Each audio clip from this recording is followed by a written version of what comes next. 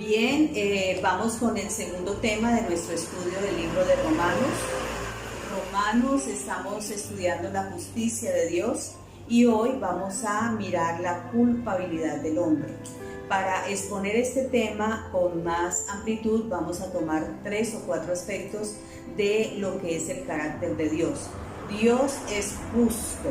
Dios es justo, es el primer elemento, y Él es perfectamente justo, Él es infinitamente justo, pero también la Escritura nos dice que Dios es amor, y es como el polo opuesto, y pudiéramos decir, en medio de la justicia de Dios, Dios es amor, es decir, Dios es misericordia. Además, Dios es fuego consumidor, otro polo más de lo que es Dios, pero de igual manera Dios es un juez y como juez Él emite sentencia. Entonces, cuando hablamos de la justicia de Dios, entendemos que Dios dará a cada uno lo que la persona se merece. Por eso Pablo lo que quiere hacer en el libro de Romanos es contrastar la justicia de Dios con la injusticia del hombre, es decir, la justicia de Dios con la culpabilidad del hombre. El hombre es el que se ha apartado de Dios y el hombre es el que está o ha pecado. Pero ¿qué hizo Dios? Dice la Escritura en 2 Corintios 5:21, que al que no conoció pecado, por nosotros lo hizo pecado, para que nosotros fuésemos hechos justicia de Dios en él.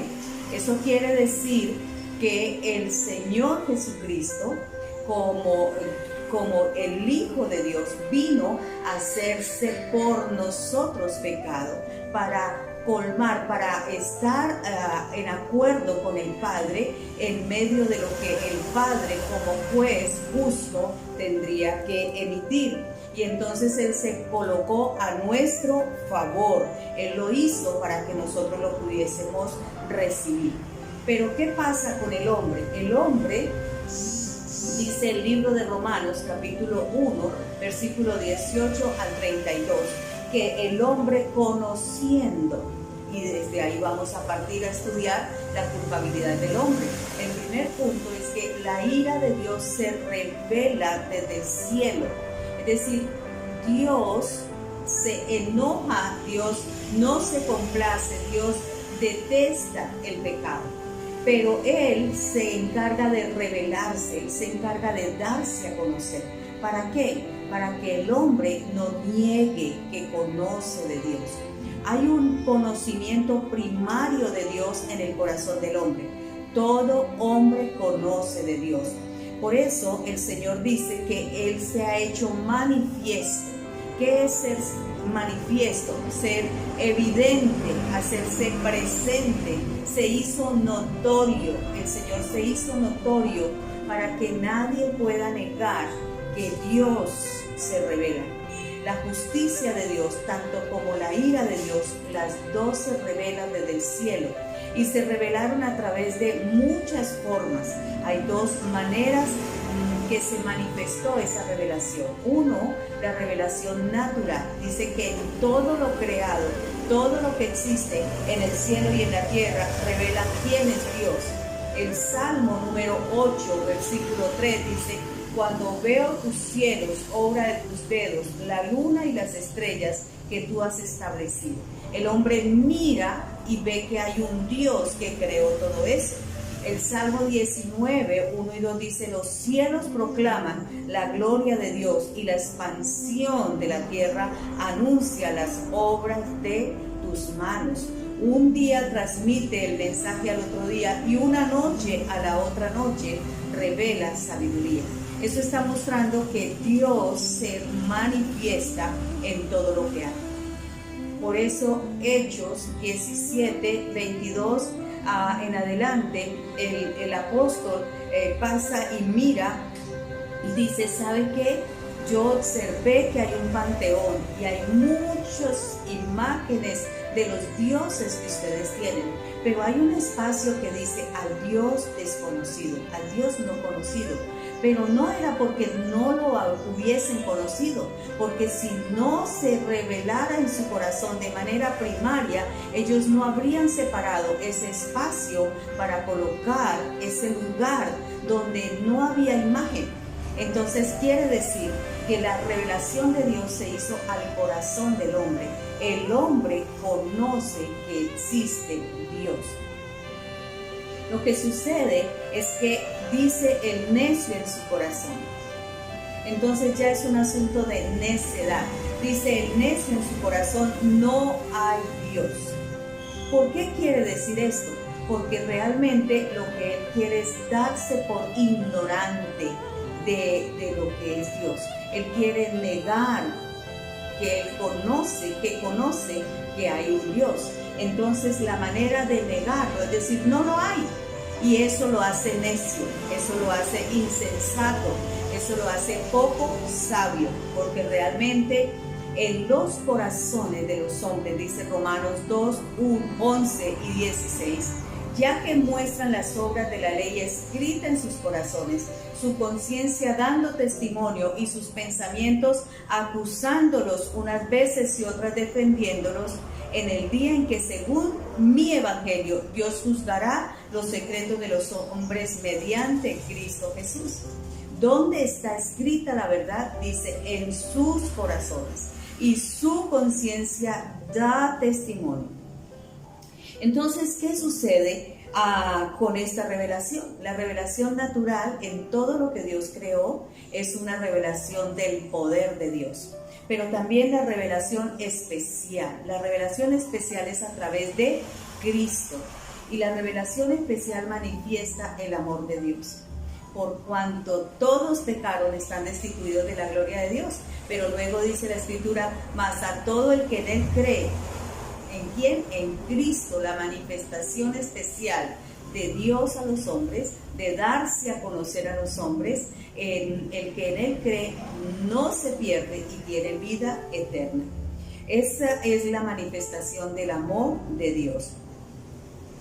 Lo difícil aquí es ver cómo el hombre no ha dado resultado o no ha dado la mejor respuesta a Dios, a ese amor de Dios. Y es ahí donde leemos el pasaje, continuamos leyendo y dice, pues habiendo conocido a Dios, o sea, asegura que habían conocido a Dios, no lo glorificaron como a Dios ni le dieron gracias.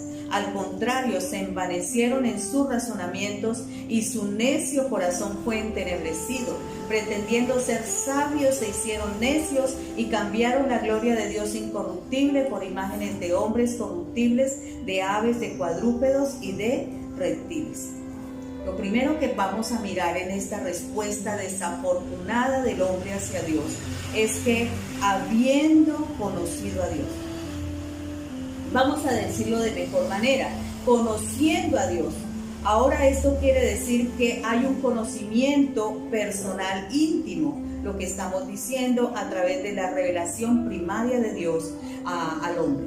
La caída de Adán en los principios fue precisamente esto: creer la mentira de Satanás y dejar que el conocimiento que había de Dios en su corazón se envaneciera y creer más en la mentira que en el conocimiento de Dios. Y eso lo apartó, lo separó, lo quitó de la comunión con Dios. El segundo paso dice, es que no le glorificaron como a Dios, es decir, no le dieron su debido lugar.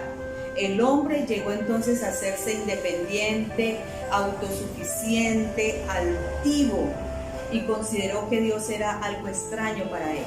Y eso de no glorificar a Dios lo llevó a comenzar a decir que Dios estaba muerto, y simplemente volvieron la espalda a Dios, y el mismo hombre se convirtió en un Dios, y esto no es agradable al Señor.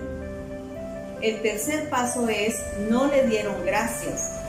El dejar de dar gracias a Dios revela que el hombre tiene rota su relación con Dios, que por más de que vea que el sol sale todos los días, por más de que vea su misericordia, no le dan gracias a Dios. El cuarto paso que conduce a la oscuridad es el que dice, sino que se envanecieron en sus razonamientos.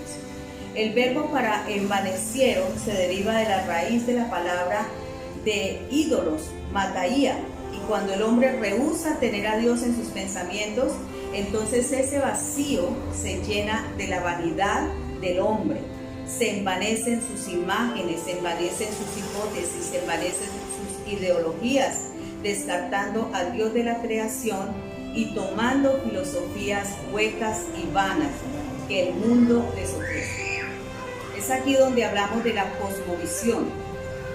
Dejan de mirar a Dios desde la cosmovisión bíblica y toman los razonamientos del hombre desde las cosmovisiones secularistas, desde las cosmovisiones humanistas, desde las cosmovisiones gnósticas, donde otros son Dios menos el Dios creador del cielo y de la tierra. El quinto paso es su necio corazón fue entenebrecido.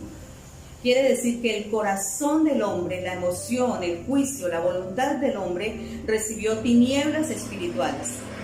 Y es aquí donde viene la rebelión intelectual contra Dios. Es aquí donde viene la oposición del hombre, creyéndose más que Dios. Hoy en día los hombres se creen más que Dios. Alcanzan a creer que ellos tienen más verdad que Dios, que ellos conocen más las cosas que Dios.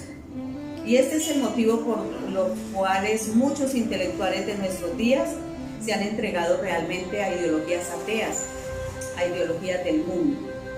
Han rechazado la revelación de Dios y aceptan todo conocimiento del hombre, todo razonamiento del hombre. El sexto paso es profesando, afirmando que su fundamento es más que de Dios, que ellos tienen una jactancia de su saber, de su sabiduría. Ellos tienen una jactancia de su filosofía. Van a un estudio y comienzan a pensar como el docente les enseña, dejando el conocimiento de Dios. El último paso es que nos muestran que cambiaron la gloria del Dios inmortal por imágenes del hombre mortal, de aves, de cuadrúpedos y de reptiles. Es decir, creyéndose que ellos son Dios, ellos comienzan a adorar a todo lo que a su alrededor hay. Comienzan a mirar las imágenes como figuras de Dios. Y dice aquí una parte que la idolatría es pues una caricatura de Dios, pero realmente es una completa calumnia contra Dios. Es creer mostrar a Dios en una insignificancia, y Dios es poderoso. Por eso el escritor termina diciendo, no hay excusa, no tiene excusa, el hombre es culpable. Y nosotros podemos mirar que la miseria del hombre es que el hombre en medio de su pecado se envanece, se oscurece y no puede ver la luz del evangelio, que son buenas noticias. Por eso el versículo 24, el 26 y el 28 dice, Dios los entregó, es decir, Dios los dejó para que vivan de acuerdo a lo que los hombres quieren. Dios los dejó para que vivan de acuerdo a sus ideologías. Dios los dejó para que vivan en su inmundicia, dice acá, para que vivan en su concupiscencia, para que vivan en sus lascivias, para que vivan en sus pasiones vergonzosas, para que vivan en sus mentes reprobadas. Pero todo esto tiene sus consecuencias. La consecuencia de la corrupción del hombre es que deshonraron sus propios cuerpos. Cambiaron la verdad por la mentira y rindieron culto a los ídolos porque invirtieron todos los valores. Por eso el versículo 32 dice, los cuales, aunque conocen el decreto de Dios, el juicio de Dios, que los que practican tales cosas son dignos de muerte, no no solo lo saben, sino que también dan aprobación a los que practican estas cosas. El hombre se hace culpable de su desobediencia porque habiendo conocido la justicia de Dios y la ira de Dios, teniendo todo para creer, no han querido creer. Lo único que le espera entonces es el juicio de Dios que dice, la paga del pecado es la muerte. Por esa razón, nosotros estamos hablando aquí a tiempo para que todo el que en él cree tenga vida eterna, porque el justo por la fe vivirá. Entonces es un buen tiempo para que nosotros entendamos la miseria que tenemos como hombres, porque no somos justos, no podemos justificarnos, nuestras obras no nos justifican. Entonces tenemos que mirar la salvación, las buenas noticias del Evangelio y recibir a Cristo en nuestro corazón como nuestro Salvador.